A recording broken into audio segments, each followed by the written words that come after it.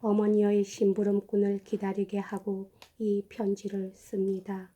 저는 어머니에게 모든 것을 털어놓아서 돌이킬 수 없는 짓을 저질렀다는 생각이 듭니다.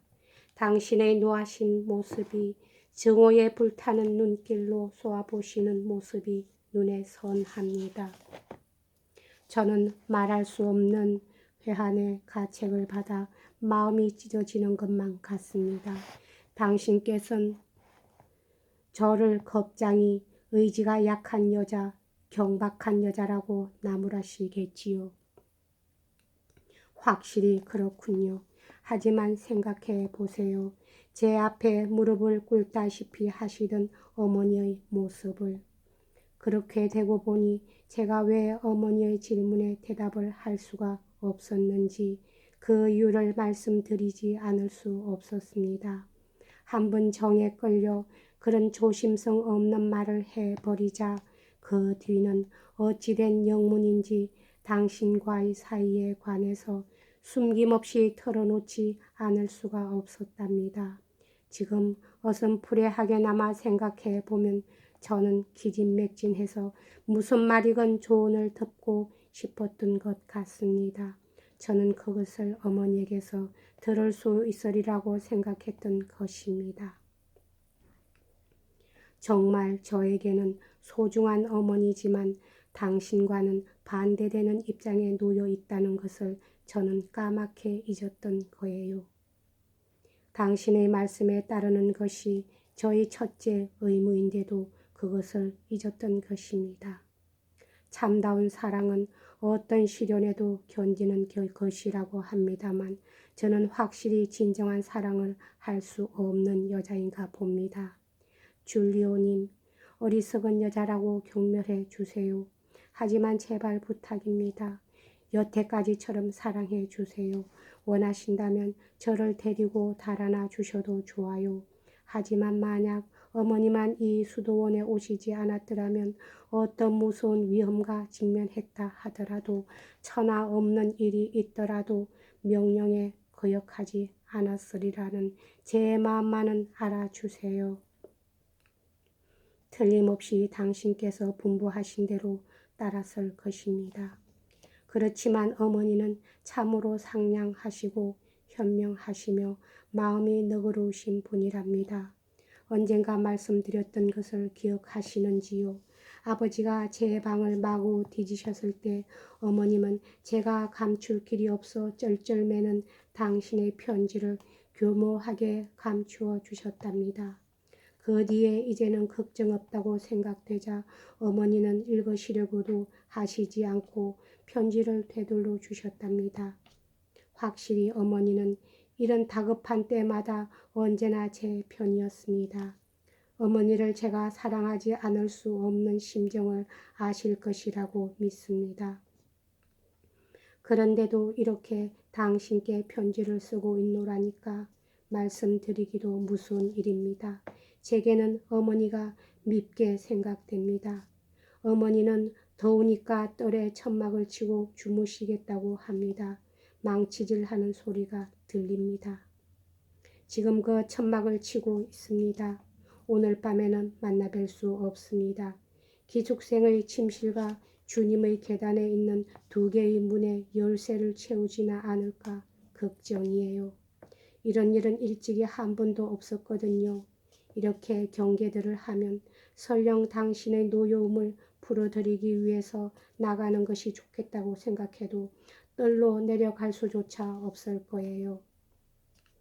할 수만 있다면 지금 당장이라도 당신께 기꺼이 몸을 바치고 싶습니다. 우리 둘의 결혼식을 올려줄 성당으로 달려가고 싶은 마음으로 가득합니다. 이 편지의 끝은 열병 환자 같은 귀절로 2페이지나 계속되어 있었다. 그리고 그 중에는 플라톤 철학을 흉내낸 듯한 정열적인 말도 눈에 띄었다. 지금 번역한 편지에서 그런 종류의 아름답게 꾸민 말은 부분 생략했다. 줄리오 브란치 포르테는 저녁 때의 아베 마리아 종이 울리기 약 1시간 전에 이 편지를 받아들고 망연해 버렸다. 방금 사제와 결혼식에 관한 이야기를 끝내고 돌아오는 길이었던 것이다. 줄리오는 몹시 화가 났다. 나더러 데려가라니 쓸데없는 방법까지 가르쳐주고 있군. 바보 같은 짓을 했잖아. 그렇게 말하자 줄리오는 곧 파졸라의 숲을 향하여 출발했다. 한편 깡피리알리 부인은 어떻게 하고 있었던가. 그녀의 남편은 임종의 자리에 누워 있었고 브란치 포르테에게 복수할 수 없는 죽음으로 서서히 그를 이끌어가고 있었다. 로마의 용병들에게는 막대한 돈을 뿌렸지만 아무런 효과도 나타나지 않았다. 그들의 말마따나 꼴로나공의 망료의 한 사람을 자진해서 습격하려는 사람은 아무도 없었다.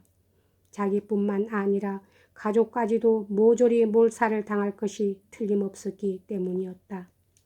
아직 1년도 채 못된 일이지만 꼴로나의 부하 한 사람이 살해되었을 때 그것에 대한 복수로 마을 전체를 불태워버리고 들판으로 달아나려는 마을 사람들은 남자고 여자고 한 사람도 남김없이 손발을 밧줄로 묶어서 타오르는 집 속으로 던져버린 일도 있었다. 깡피리알리 부인은 나폴리 왕국의 광대한 영토를 갖고 있었다. 남편은 거기서 자객을 불러오라고 했으나 부인은 그 분부를 듣는 척만 했다. 딸이 줄리오 브란치 포르테와 돌이킬 수 없는 사이가 된 것이라고 생각했던 것이다. 그런 가정 아래 줄리오를 당시 볼랑드로의 반란군과 교전하던 스페인 군대에 보내어 한두 번 전투에 참가하도록 해야겠다고 생각하고 있었다. 그래도 그가 죽지 않는다면 그것은 신께서 이 불가피한 결혼을 인정하는 증거일 것이라고 생각했다.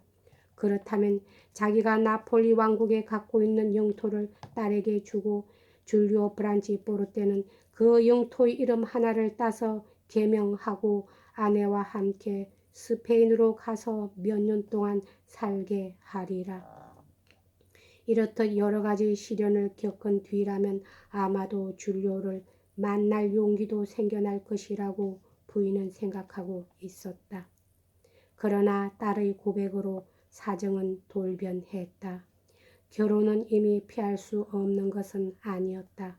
그뿐만 아니라 엘레나가 줄리오에게 보내는 편지를 쓰는 동안에 깡피리알리 부인은 베스카라와 기에띠로 편지를 보내어 그곳의 농부들 중에 힘세고 믿을 만한 장사를 몇 명 가스토르에 있는 자기에게로 보내도록 명령하였다. 부인은 그들에게 대하여 자기의 아들이며 그들의 젊은 주인이기도 한 파비오의 원수를 갚기 위한 것임을 숨기지 않았다. 이 편지를 가진 심부름꾼은 해가 지기 전에 출발했다.